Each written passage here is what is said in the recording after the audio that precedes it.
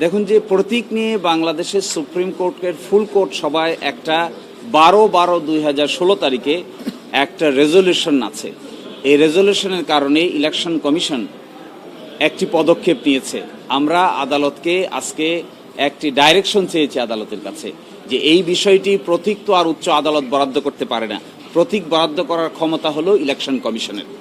মাননীয় আদালত যেন এই মর্মে একটি অবজারভেশন দেন যে এই ব্যাপারটি যেন ইলেকশন কমিশন উপযুক্ত সময়ে উপযুক্ত সিদ্ধান্ত নেন, এই মর্মে আমরা ডাইরেকশন চেয়েছি। আমরা আশা করি পূর্ণাঙ্গ রায়ে এই মর্মে ডাইরেকশনও উচ্চ আদালত কর্তৃক দেওয়া হবে ইনশাআল্লাহ। যখন দাঁড়িপাল্লা প্রতীক বাংলাদেশ জামায়াতে ইসলামী ব্যবহার করছে অনেক আগ থেকে, আর আমাদের সুপ্রিম কোর্টে দাঁড়িপাল্লা প্রতীক আসছে 1972 সাল থেকে। একই সাথে দাঁড়িপাল্লা যে প্রতীকটি ব্যবহার করা হয়েছে, বাংলাদেশে যত যে কয় সময় সংসদীয় ইলেকশন হয়েছে সব নির্বাচনে জামাত ইসলামী দাঁড়িপাল্লা প্রতীক নিয়ে অংশগ্রহণ করেছে, ইলেক্টেড হয়েছে, মন্ত্রী হয়েছে।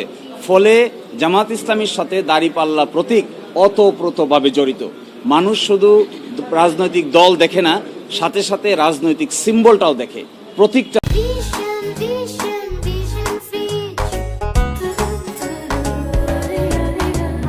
দেখে।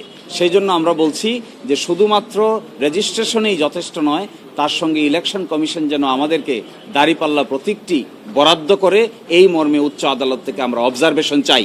লিখিত আকারে আমরা অবজারভেশন চেয়েছি।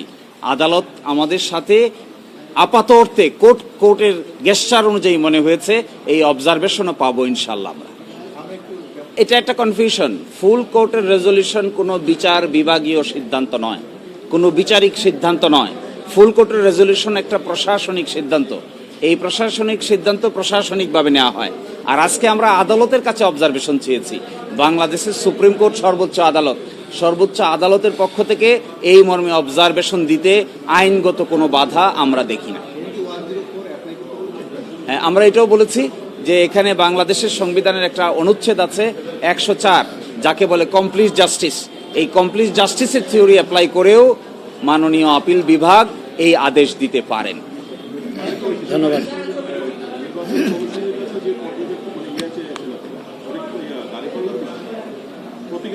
যে দুটো জিনিস আজকে যে আমরা যে আমাদের আপিলের তো দুটো বিষয় আপনারা দেখেছেন।